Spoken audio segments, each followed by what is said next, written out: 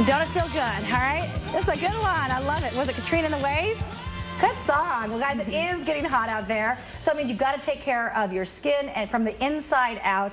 People don't realize, of course, how strong the Vegas sun is, but our next guest certainly does. Here with more is esthetician and skin expert Jamie Lee Metz. And Jamie, you know, living in Las Vegas, this is like your expertise because skin really suffers, especially during our summer. Absolutely, and living in such a dry climate, we have to do a little bit more. Yes. Yeah. Everybody knows, of course, the basic sunscreen, but there's some things that are kind of more like fact or fiction, like do you have to use a 30? Do you have to use a 15? What is your best advice there?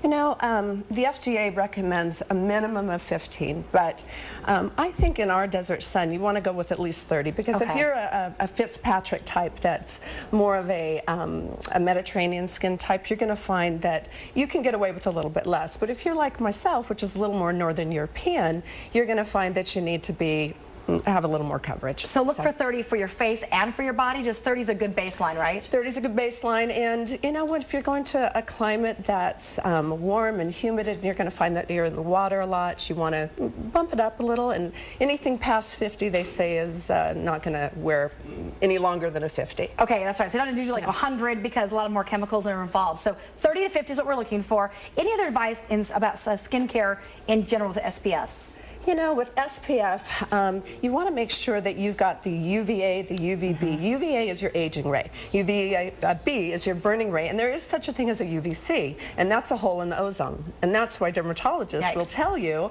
always wear a hat. I always wondered why, you know, why tell us to do this and then tell us to wear a hat too? But that's the reason. Fortunately, here in Las Vegas, we don't think there's a hole in the ozone. But that being said, a hat, protective clothing, and a great skincare line is really, really good. And again, too, waterproof is important, but always reapply if you're in the water, for sure. Yeah, you want something that's water resistant, waterproof. There's no such thing anymore, but you definitely want a little SPF with UVA, UVB, aging and burn protection. They call it broad spectrum. If it doesn't have that, don't buy it. Broad spectrum. Okay, perfect. Yeah. Look for that. And like I said, you can do fancy or you can do one at your little grocery store, but just look for those ingredients. Yes, and by the way, the fruits and veggies you can treat from the inside out, and what that does is that gives you a little bit of photo protection from the inside out. Really? And it helps with what's present, hyperpigmentation, as well as future hyperpigmentation prevention. So how our skin is going to look, we've always say, you know, you are what you eat, but actually for skin damage and you know, sun care, fruit is, and then which kind of fruit? Is it a papaya? Yes, this is a papaya,